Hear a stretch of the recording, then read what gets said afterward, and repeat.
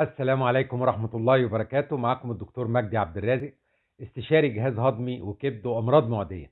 أتشرف بوجودي معكم. موضوعنا النهاردة عن البراز الأسود أو التغوط الأسود. في بعض الأحيان بنلاقي لون البراز أسود، لون الفحم. طبعا ده علامة خطيرة إن في حصل نزيف في القناة الهضمية، والنزيف ده عادة بيبقى إما في المريء أو في المعدة أو في الاثنى عشر. لكن لما بيبقى فيه نزيف في القولون عادة بيبقى لون البراز أحمر، لون الدم، وبيبقى فيه دم موجود مع البراز، أو في بعض الأحيان بيبقى الدم موجود في غير أوقات التبرز. لكن في البراز الأسود ده نتيجة قرحة أو التهاب موجود في القناة الهضمية العليا، يعني المريء، المعدة، الاثنى عشر. وده نتيجة إن الهيموجلوبين نفسه بيتأثر، وكرات الدم الحمراء أو الدم بيتأثر بالعصارة والإنزيمات الهضمية، وأيضا بالبكتيريا اللي موجودة في الأمعاء. ده بيخلي لون البراز اسود، لون القار او لون الفحم. نلاحظ ان في بعض الاحيان بيحصل نوع من انواع اللخبطه ما بين لون البراز الاسود الداكن وما بين الناس اللي هي بتاخد مكملات حديد وفيتامينات حديد.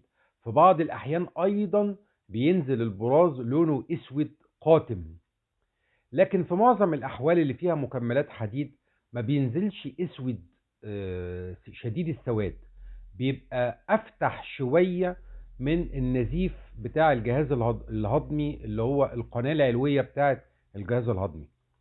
فإذا نقدر نفرق برضك ما بينهم، إن عادة النزيف بتاع الجهاز الهضمي القناة العلوية ده عادة بيبقى أسود لون الفحم. اما وجود او تناول المكملات الغذائيه اللي فيها حديد بيبقى لونه رمادي او رصاصي، فاتح سنه صغيره عن اللون الاسود القاتم بتاع النزيف. طيب، لازم اولا ناخد التاريخ المرضي، نشوف هل هذا المريض بيتناول مثلا كورتيزون، لأن الكورتيزون ممكن يؤدي إلى التهابات وقرح بالمعدة، أو بيتناول أسبرين. الأسبرين أيضا ممكن يؤدي إلى قرحة في المعدة، أو هذا المريض بيعاني من دوالي في المريء نتيجة تليف في الكبد، أو هذا المريض احتمالات أن يكون عنده أورام سرطانية في المريء أو في المعدة أو حتى في الاثنى عشر. كل الحاجات دي لازم نستفهم من المريض هل اتكرر عليه موضوع البراز الاسود ده قبل كده ولا لا. وبعدين لازم نفحص المريض ونشوف الجلد بتاعه. في بعض الاحيان بعض المرضى بيبقى عندهم لون الجلد متغير، بيبقى لونه احمر او لونه بنفسجي نتيجة بطش حمراء او بطش او بقع جلدية، نتيجة ممكن يكون في التهابات في الأوعية الدموية أو نقص في الصفائح الدموية. ده أيضا ممكن يؤدي إلى، زي ما عمل نزيف تحت الجلد في الخارج، ممكن يؤدي أيضا لنزيف داخلي في القناة الهضمية.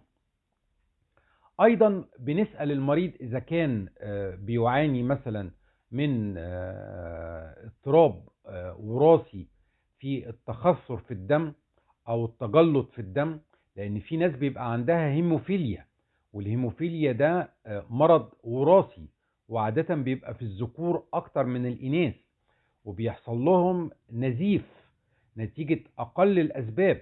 فممكن النزيف ده ايضا ممكن يكون في الداخل في القناة الهضمية.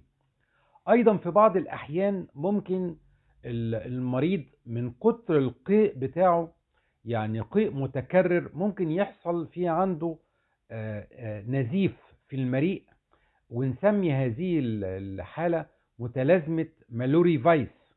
والمالوري فايز ده عبارة عن قطع في الأغشية المخاطية المبطنة للجزء السفلي من المريء نتيجة القيء المتكرر القوي. طيب احنا نشخص هذه الحالات ازاي؟ بنشخص هذه الحالات بالمنظار. بنعمل منظار عشان نشوف بالظبط هل المريض ده عنده قرحة في المريء، هل عنده قرحة في المعدة، هل في قرحة في الاثنى عشر، هل في أورام سرطانية في المريء أو في المعدة. طبعا ده بيفيدنا جدا جدا على أساس إن احنا بنشوف إيه اللي موجود بالظبط في القناة الهضمية العليا. لكن زي ما قلت لكم القناة الهضمية العليا بتختلف عن القناة الهضمية السفلية اللي هي القولون. زي ما قلنا ان القولون لما بيحصل فيه اورام او نزيف بيبقى لون البراز احمر، لان بيبقى فيه دم احمر.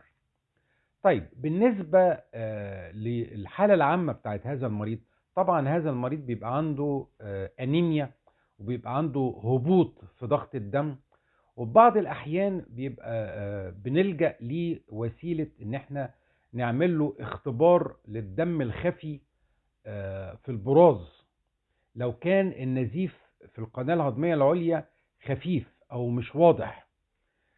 أيضا في نقطة مهمة لازم نبقى عارفينها، إن هذا المريض ممكن يكون عنده جرثومة المعدة. طبعا جرثومة المعدة دي ممكن تؤدي أيضا لقرحة في المعدة، خصوصا أيضا الناس اللي هي بتاخد مسكنات قوية زي البروفين أو البايالكوفان أو الكيتوفان. الناس دي معرضة أكتر إنه يحصل لها قرحة في المعدة، أو الناس اللي هي بتدخن بكثرة، أو الناس اللي هي بتتناول كحوليات بإفراط، او زي ما قلت الناس اللي هي بتتعاطى ادوية معينة، زي مثلا بتاخد كورتيزون، الناس اللي عندها روماتويد او الناس اللي عندها ذئبة حمراء. فالناس دي او الناس اللي هي اساسا عندها حساسية، سواء حساسية صدر او اي نوع من انواع الحساسية بياخدوا كورتيزون. فطبعا ده ممكن يؤدي الى قرحة في المعدة، وفي اي وقت ممكن يحصل نزيف في القناة الهضمية العليا، وبالتالي نلاقي ان البراز اسود.